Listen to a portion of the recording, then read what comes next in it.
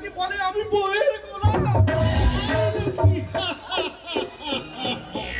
বলতেই পারে ওর তো দাবি নাকি দেবীর পদতলে আপনাকে স্থির করে রাখা।